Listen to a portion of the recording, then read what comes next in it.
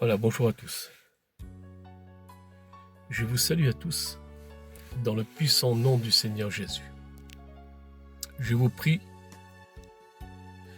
frères et sœurs, l'Église de Jésus-Christ, j'aurai donc un message pour l'Église, à savoir, je vous prie de rester à l'écoute de cette vidéo, parce que nous avons tellement besoin d'exhortation, de s'exhorter, non pas avec nos pensées, non pas avec notre vérité à nous, mais avec la vérité des Écritures.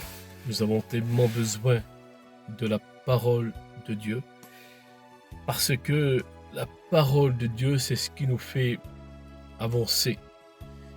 Avancer dans notre vie chrétienne. Sans la parole de Dieu, on n'avance pas. On ne peut pas avancer sans la parole de Dieu. C'est pour cela qu'il est plus qu'important d'ouvrir son cœur et de laisser pénétrer la vérité des Écritures qui est la parole de Dieu. C'est important. Alors bien sûr, il est important de l'écouter, merci Seigneur. Il est important de la méditer, merci Seigneur. Mais le plus important, c'est la mettre en pratique. Comme il nous dira, eh bien, dans l'épître de Jacques, vous ne borniez pas à l'écouter, mais mettez-la en pratique. Alors l'importance, lorsqu'il est dit « mettez-la en pratique », il est question de la vivre, la parole. Et tout est là, mes frères et sœurs, c'est vivre la parole. Obéir à Dieu. Et obéir à Dieu, c'est vivre la parole. C'est mettre en pratique la parole de Dieu. Alors, on s'y force. On s'y force à vivre la parole de Dieu. C'est très important de s'y forcer à vivre la parole de Dieu. Vous savez, nous avons soif de justice, soif de vérité. Merci Seigneur. Nous avons faim de vérité, faim de la justice de Dieu. Et c'est ce que l'Église doit avoir dans son cœur, ce bon désir d'obéir à Dieu et de faire la volonté de Dieu. Nous vivons les temps de la fin. Un jour Jésus, le roi des rois, le Seigneur des seigneurs, reviendra chercher son Église. Et l'importance que, avec ça, que son Église ne soit pas prise de vitesse. Vous savez l'importance pour celui qui est prêt. Pour celui qui est prêt et qui fait la volonté de Dieu. Alors, merci Seigneur, parce que il ne viendra pas pendant la nuit, le Seigneur. Ce ne sera pas une surprise pour celui qui est prêt.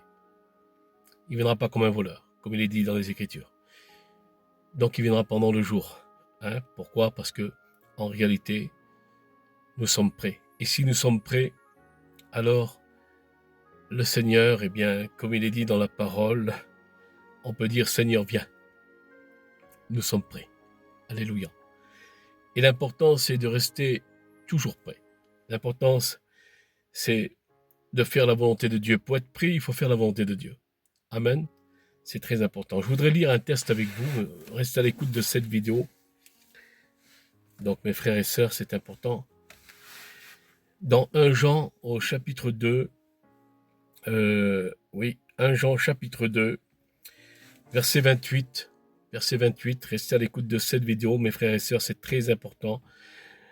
La parole de Dieu, on s'exhorte avec les Écritures. Nous avons besoin de cette bonne nourriture pour nos âmes, afin de pouvoir avancer et grandir avec le Seigneur. Il est dit dans 1 Jean chapitre 2, verset 28 à ce sujet.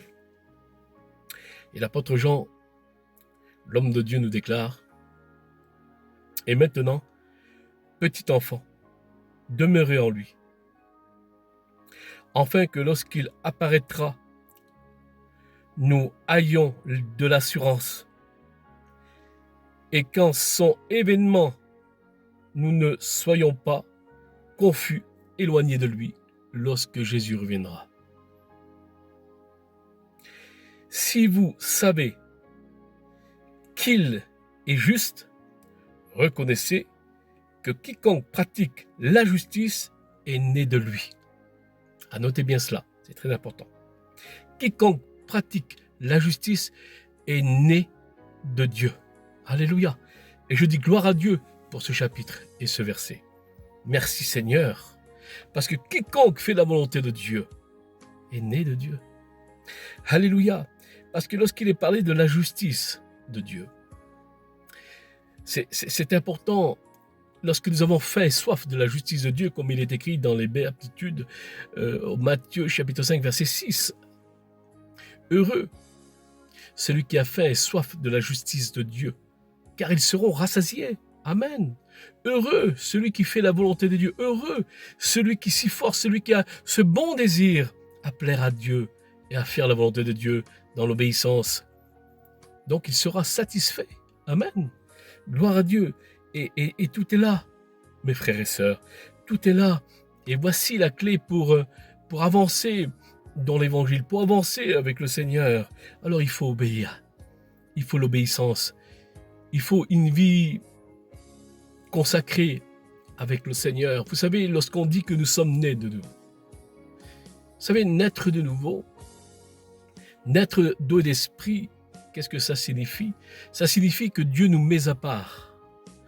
Il nous met à part, mais que pour lui. Parce que vous savez que le Dieu de la Bible, c'est un Dieu jaloux. Non pas d'une jalousie de ce monde, mais jaloux par lequel il nous veut entier. Il ne nous veut pas en moitié, il nous veut entier pour lui.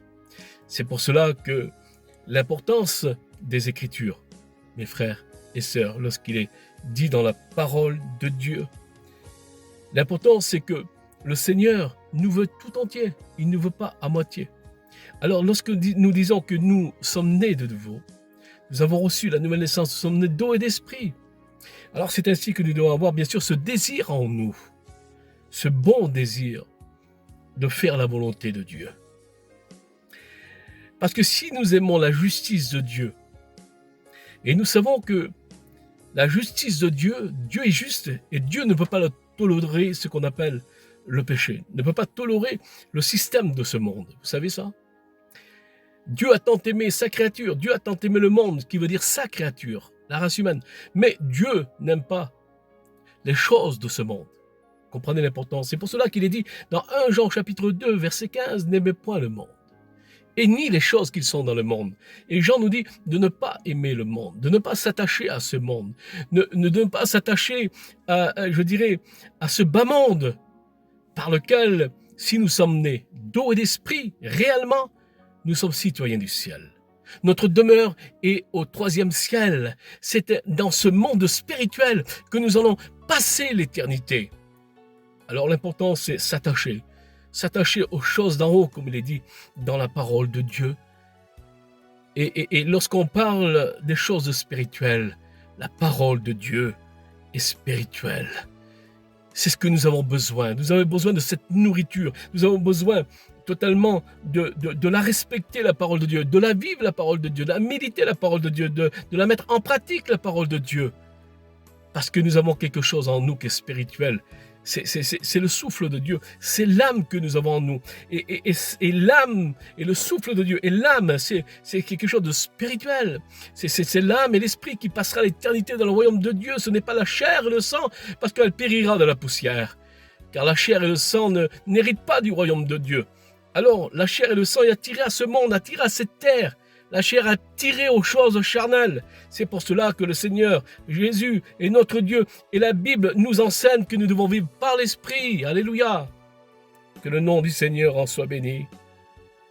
Et là, il est dit dans 1 Jean 2, verset 28, « Et maintenant, petit enfant, demeurez en lui, afin que lorsqu'il apparaîtra, nous ayons l'assurance qu'à son événement, nous ne soyons pas confus et éloignés de lui.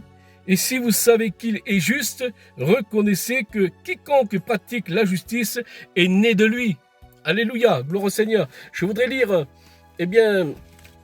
avec vous, donc la tradition parole vivante, à ce sujet. Donc 1 Jean 2, 28, c'est important parce que cette tradition-là nous éclaircit encore mieux.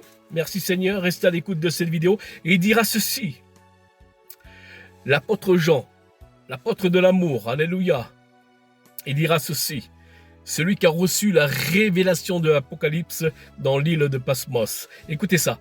Oui, mes enfants, restez unis au Seigneur pour qu'au moment où il apparaîtra, nous soyons remplis d'une joyeuse assurance et que nous n'ayons pas à nous cacher devant lui lors de son événement. Vous imaginez un peu? Vous imaginez comment il est important ce chapitre, ce verset, afin que nous n'ayons pas à se cacher devant lui lorsqu'il reviendra. L'importance. Vous savez que le Seigneur fait ce qui est juste. Nous savons que c'est un Dieu de justice. Alléluia. Alors il est dit ceci. Reconnaissez par conséquence que tout homme qui accomplit ce qui est juste est un enfant de Dieu. Il est né de Dieu. Alléluia. Celui qui fait la volonté de Dieu et celui qui reconnaît la justice de Dieu et qui a soif de la justice de Dieu et qui a faim de la justice de Dieu et qui s'y force à marcher comme lui nous demande de marcher. Alors, alléluia, merci Seigneur, parce que à partir de là, lorsque Jésus va venir chercher son Église, eh bien, nous sommes prêts. Nous sommes prêts, alléluia, prêts à partir avec lui. Alléluia. Béni soit le nom du Seigneur à ce sujet. C'est la petite vidéo que je voulais partager. Elle est courte et elle est précise, car le Saint-Esprit est précis. Gloire au Seigneur. Alors, l'importance, mes frères et sœurs, l'Église de Jésus-Christ. Nous devons aimer la justice de Dieu. Et si nous aimons la justice de Dieu, alors c'est ainsi que nous voulons marcher dans sa justice. Et pour marcher dans sa justice, il faut lui obéir et faire sa volonté. Et vouloir vivre comme lui veut que nous vivons. C'est important. Alléluia. Que le nom de Jésus en soit glorifié. Soyez bénis.